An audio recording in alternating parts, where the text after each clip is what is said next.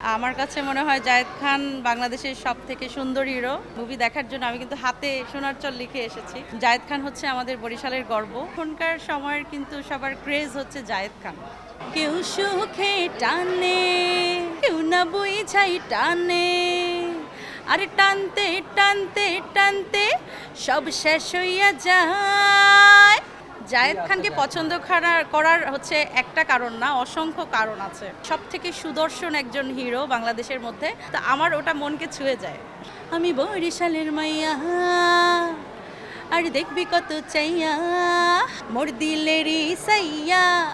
জায়েদ খানকে তো এখন জায়েদ ভাইয়া ডাকি। ওনাকে যেই মেয়েরা সাইয়া বানানোর স্বপ্ন দেখে তাদের জন্য আমি টাকা জমিয়ে হলেও ওনাকে নিয়ে সেই গানটা করবো ইনশাল্লাহ।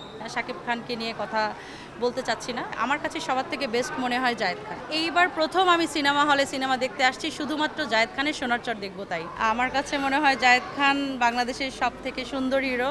আর এর আগেও আমি কিছু ইন্টারভিউজে বলেছি এই কথাটা। আর ওনার সোনার চর মুভি দেখার জন্য আমি কিন্তু হাতে সোনার চর লিখে এসেছি। আমি ওনার অনেক বড় ফ্যান। তো খুব ভালো লাগে ঈদে এরকম সুন্দর সুন্দর মুভি রিলিজ পেলে খুব ভালো লাগে। সেটাও যদি হয় ফেভারিট হিরোর কোনো মুভি, তাহলে তো কথাই নেই। জায়েদ খানকে ভালো লাগার অনেক কারণ আছে। আমি বরিশালের মেয়ে। জায়েদ খান হচ্ছে আমাদের বরিশালের গর্ব, এবং আমাদের মিডিয়া ইন্ডাস্ট্রিতে উনি যেই জায়গাটা দখল করে আছে সবাই কিন্তু ওনাকে অনেক পছন্দ করে। ওনার নতুন নতুন মুভি রিলিজ হচ্ছে, এখন নতুন একটা গানও রিলিজ হলো, বিড়ি। তো সব কিছু মিলিয়ে এখনকার সময়ের কিন্তু সবার ক্রেজ হচ্ছে জায়েদ খান। অবশ্যই দেখা হয়েছে, আমি একজন কণ্ঠশিল্পী, তো আমার বিভিন্ন প্রোগ্রামে ওনার সাথে দেখা হয়েই যায়। আজকেও ভাইয়া আসবে, আমরা একসাথে মুভি দেখবো ইনশাল্লাহ। আমরা যারা ওনার ফ্যান ফলোয়ার আছি এবং কলাকুশলী ওনার সাথে যারা কাজ করি, অবশ্যই ওনার সাথে মুভিটা দেখে সেই আনন্দটা উপভোগ করবো আর কি। কেউ সুখে টানে, কেউ দুঃখে টানে, কেউ বুঝা টানে, কেউ না বুঝাই টানে, আরে টানতে টানতে টানতে সব শেষ হইয়া যায়। বিড়ি খাইলে হয় ক্যান্সার, সব প্রশ্নের লাগে না অ্যান্সার।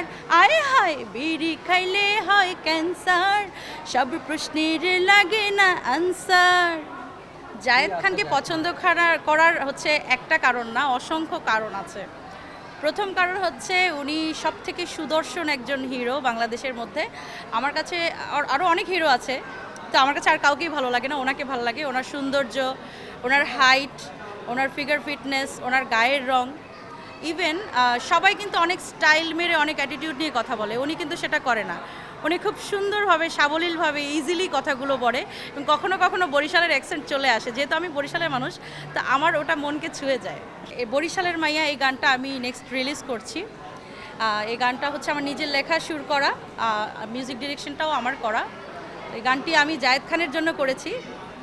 এই গানটা আরও লিখবো, সম্পূর্ণ এখনও কমপ্লিট হয়নি। যতটুকু কমপ্লিট হয়েছে আমি আপনাদেরকে শোনা। আমি বরিশালের মাইয়া, আর দেখবি কত চাইয়া, হায় আমি বরিশালের মাইয়া, আর দেখবি কত চাইয়া, এই রূপের ছলকানিতে যাস না হারাইয়া, তোকে ভাইয়া থেকে করে নেব মোর দিলেরই সাইয়া।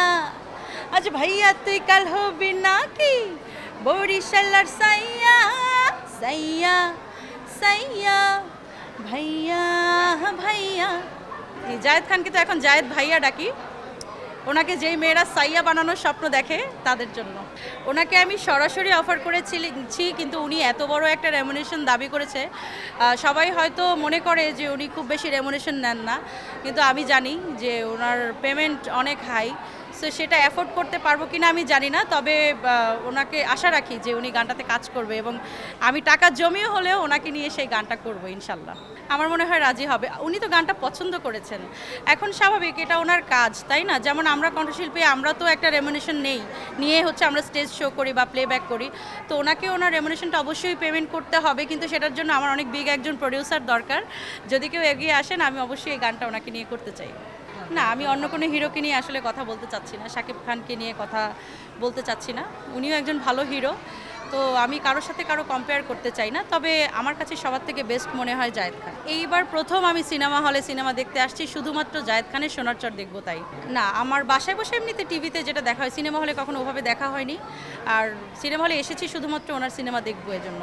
আমার ফ্যামিলির মানুষ বাচ্চা ভেবে কেউ মুভি থিয়েটারে নিয়ে আসতো না আমাকে, তো কখনো সিনেমা হলে গিয়ে এই জন্য দেখার সুযোগ হয়নি, তো এই জন্য দেখা হয়নি। আর বাংলা ছবি তো এখন কি বলবো, বলতেই হয় যে বাংলা ছবি মানুষ খুব কম দেখে। এখন কিছু নতুন নতুন সুন্দর সুন্দর মুভি রিলিজ হচ্ছে, এই জন্য মানুষ অনেক কিছুক্ষণ আগেও দেখলাম যে অনেক বড় লাইন, লম্বা লাইন ছিল। তো ম্যাক্সিমামই আমি যার কাছেই জানতে চাইলাম সবাই বলছিল যে সোনার চর দেখতে এসেছে, তো ওটা দেখে খুব ভালো লাগছে। দেখেন, জায়েদ খানের জায়গায়, শাকিব খানের জায়গায়, তবে আমি আশা রাখি, ওনার জন্য দোয়া রাখি যে উনি মানে ইন্টারন্যাশনাল লেভেলে একজন হিরো হবে, ওনার সেই যোগ্যতা আছে। বাকিটা হচ্ছে প্রডিউসার এবং ডিরেক্টরদের ওনার থেকে কাজ বের করে নিতে হবে। উনি অনেক ট্যালেন্টেড, এটা নিঃসন্দেহে।